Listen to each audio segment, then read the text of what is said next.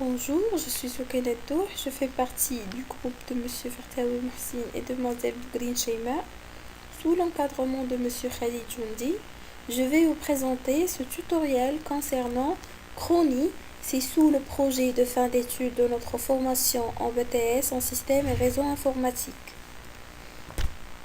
Alors, commençons par définir qu'est-ce que Chrony. Bon, appelons d'une autre façon cron. Ça vient du langage grec. Le langage grec, c'est chronos, ça veut dire le temps.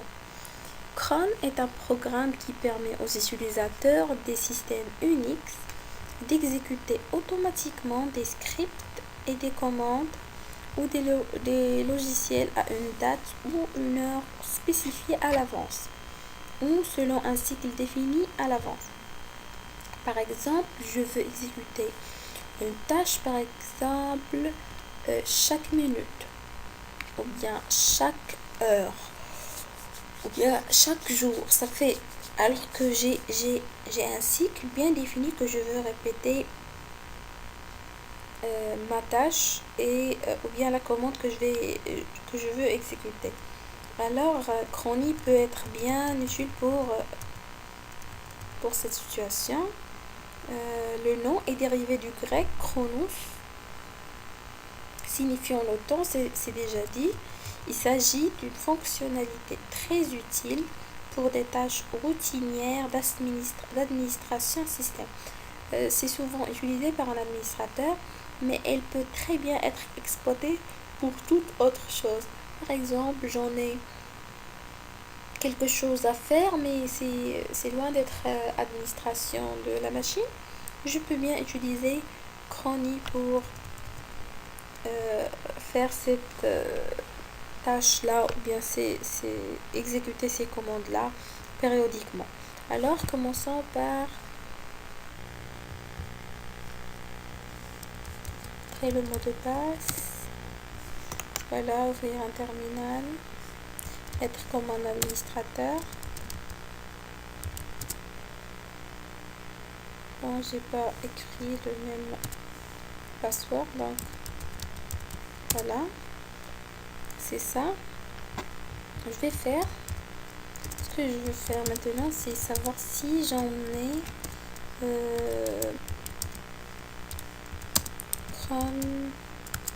dans ma machine.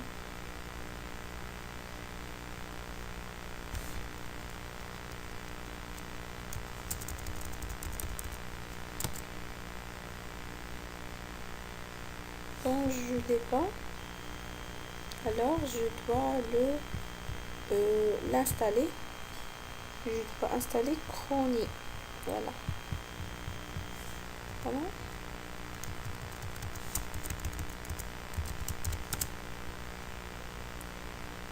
Voilà, j'ai déjà installé le Chrony, le Chrony Tab et le Chrony Anacron. Donc, si je veux installer, je peux faire yum install -y Chrony. Pardon, voilà Chrony. Et pour la deuxième fois, Chrony Tab. Ou bien on peut les écrire tous dans la même ligne. Et Chrony Anacron. Voilà. Si je lance, bon, ils sont déjà installés et la dernière version pour les 3 packages. Donc c'est déjà installé, voilà.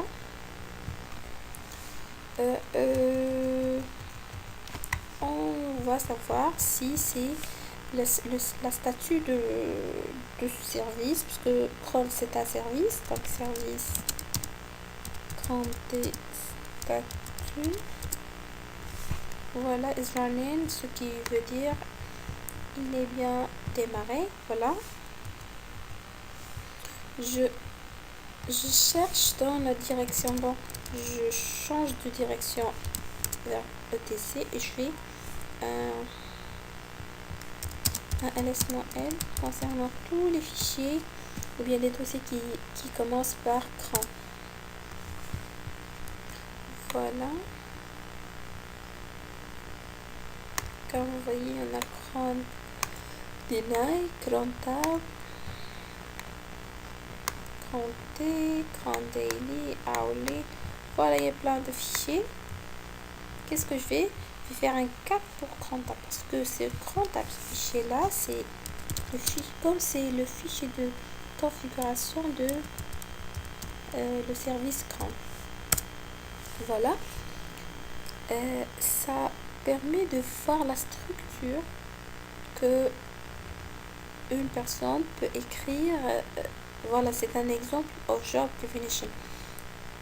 Si je veux écrire une commande qui va s'exécuter périodiquement, donc je peux utiliser cette structure là pour réussir ma mission. Qu'est-ce que je vais faire? Je dois citer les minutes, les heures, le jour du mois, le mois et le jour de la semaine. Si et après, je vais citer le nom de l'utilisateur et la commande à exécuter. Si je fais tout ça, ça doit être bien réussi. Sinon, je peux, par exemple, je peux ne pas écrire tout ça, toutes ces informations. Par exemple, si je veux une tâche qui va s'exécuter chaque heure, ici je vais faire un /1, ce qui est syntaxe de chaque. Le slash c'est chaque heure, le nombre d'heures c'est une. Et parce que, pourquoi j'ai dit heure? Parce que je vais l'écrire en deuxième place. Si je l'écris en deuxième place, je vais suivre, voilà, c'est hour, donc c'est heure. Chaque heure. Et les autres, je vais laisser les étoiles pour ne pas les modifier. Parce que ça ne m'intéresse pas de les modifier dans mon cas là. Donc voilà ce que je fais après. Donc voilà, je veux, pour mon exemple, pour vous expliquer cron, je vais utiliser le uptime. Ça, c'est une commande qui peut donner puis quand votre machine a été allumée. Bien sûr que votre machine virtuelle. Donc, uptime. Voilà. Up. 7 minutes et 2 utilisateurs. Et voilà, il y en a plein d'informations qui sont situées là-bas. Donc, si je fais reach uptime, ça va me donner le chemin complet de la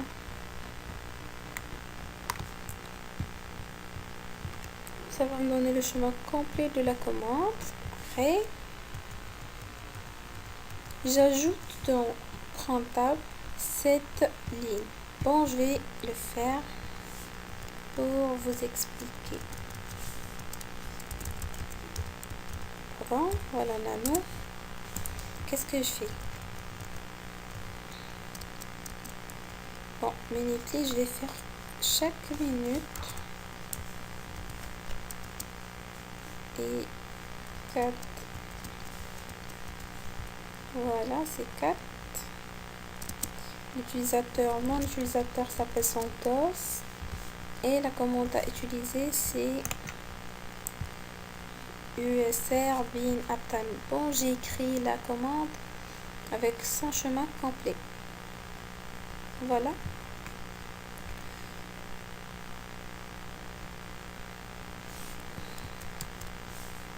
Et le résultat, ça va s'afficher dans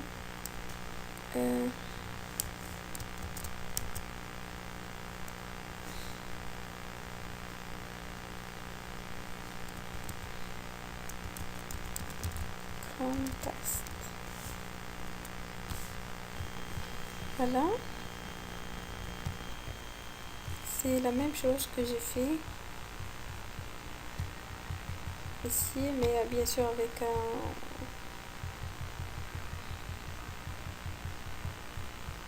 Bon, je fais un stat pour savoir la statut de cron tab. Voilà.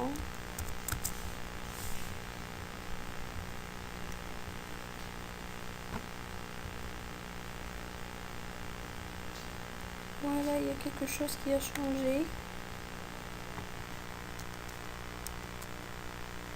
Et voilà, ça a été exécuté. Voilà. Quand je fais 4 pour le grand test, ça va m'afficher un uptime qui s'est exécuté pendant 1 minute. Si j'attends une autre minute, ça va s'afficher 2 fois. Voilà, c'était jusqu'à maintenant la première partie de colonne. Maintenant, on fait un export de l'éditeur. Export pour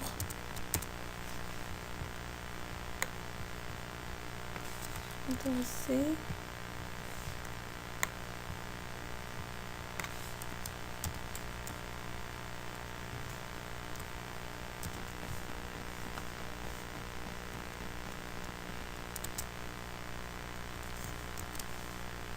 Mais on supprime le nom de l'utilisateur. Voilà, c'est la même chose que Crontab, Nano Crontab, mais si on utilise la méthode de Crontab -E, on supprime le nom de l'utilisateur. Voilà, on met un deuxième test, mais cette fois-ci par un Chrony. CTRL-O, CTRL-X. Et on y va, changeant direction vers /home/Santos. On laisse. Voilà, il y en a un Chrony et un grand test. Si je fais un 4 de Chrony, voilà un attaque pour la première minute. Et pour grand test, voilà, ça s'est fait pendant les 4 minutes, dernières 4 minutes, ça s'est effectué 4 fois. Et voilà, c'était tout pour notre tutoriel concernant Chrony. Et merci. À bientôt.